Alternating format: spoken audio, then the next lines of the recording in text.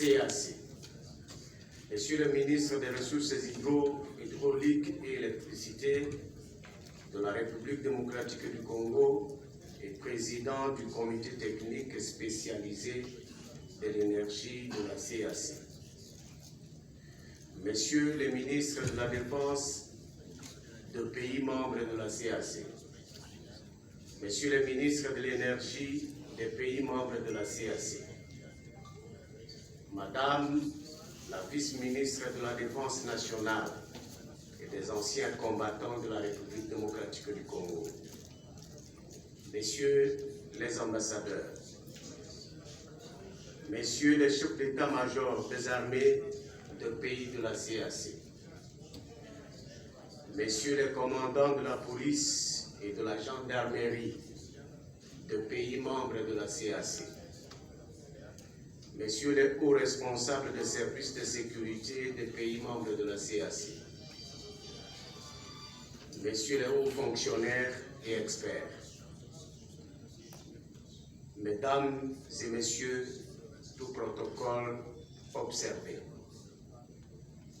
C'est pour moi un honneur de prendre la parole en marge de la 21e session ordinaire de la conférence de chefs d'État et de gouvernement de la CAC qui va se tenir à Kinshasa le 25 juillet 2022 pour procéder à l'ouverture de la cérémonie couplée du Conseil des ministres du Comité technique spécialisé de la Défense, Sûreté et Sécurité, avec celui des ministres du Comité technique spécialisé de l'énergie. De prime abord, je tiens à remercier très sincèrement Son Excellence Félix-Antoine Tshisekedi Tshilombo, président de la République démocratique du Congo, chef de l'État, et président en exercice de la CAC, pour sa vision éclairée à la tête de cette communauté. Mes remerciements s'adressent aussi à son Excellence, Monsieur le Premier ministre, chef du gouvernement, Jean-Michel Sama Lukonde Kyenge, pour avoir permis que les présentes assises se tiennent dans de bonnes conditions. Ici, il est aussi le lieu d'arrêter et de remercier l'ambassadeur Gilberto da Piedade Verissimo, président de la commission de la CAC, pour les efforts inlançables qu'il continue de déployer pour rayonner notre communauté économique régionale. Aussi, je tiens à remercier nos partenaires techniques et financiers pour leur accompagnement tant matériel que financier.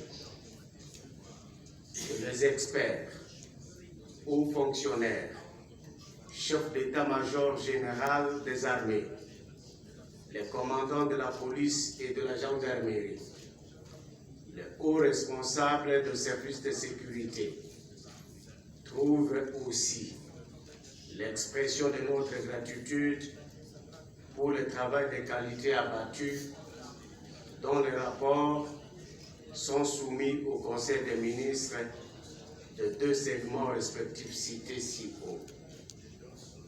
Dans les rapports, les experts de la défense ont successivement présenté la situation sécuritaire de la sous-région et ses enjeux, tandis que ceux de l'énergie se sont apaisantis à présenter le projet de décision de la création de la Commission régionale de régulation de l'électricité de l'Afrique centrale et le projet règlement portant attribution et organisation de cette commission régionale, ainsi que les modalités de sa mise en place. L'importance que revêtent ces assises n'est pas à démontrer. étant donné la multiplicité des problèmes sécuritaires que rencontrent en général les pays membres de la CAC et en particulier la République démocratique du Congo, avec notamment la résurgence du mouvement du 23 mars, un groupe terroriste qui a été défait en 2012, qui s'est aujourd'hui reconstitué et qui agresse la République démocratique du Congo dans sa partie est, avec malheureusement l'appui d'un pays membre de cette communauté. Messieurs les ministres, Mesdames et Messieurs, tout protocole observé, face à cette situation, la communauté économique des États de l'Afrique centrale se trouve être interpellée pour multiplier les initiatives susceptibles de ramener la paix et la concorde entre les États, afin de les amener à promouvoir des projets intégrateurs entre États pour le développement de notre communauté. Le projet de la mise en place de la Commission régionale de régulation de l'électricité d'Afrique centrale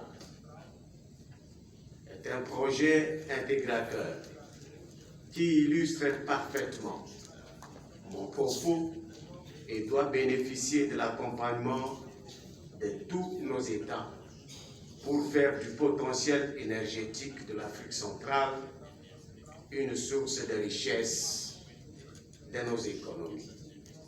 C'est dans ce contexte que j'exhorte les ministres et membres du Conseil du Comité technique spécialisé de la défense, sûreté et sécurité, ainsi que les ministres et membres du Comité technique spécialisé de l'énergie, à ne ménager aucun effort durant cette session ordinaire pour atteindre les objectifs de paix d'une part et de développement du secteur énergétique d'autre part.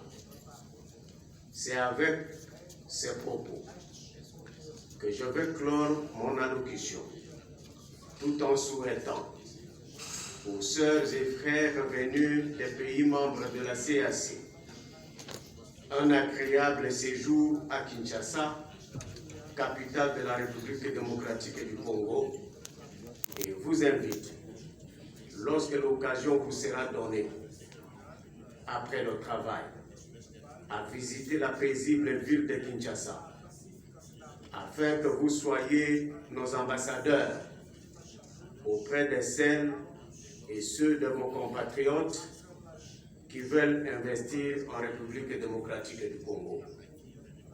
Sur ce, je déclare ouverte la session ordinaire du Conseil des ministres du Comité technique spécialisé de la défense, sûreté et sécurité, ainsi que celle du Conseil des ministres du Comité technique spécialisé de l'énergie. Je vous remercie.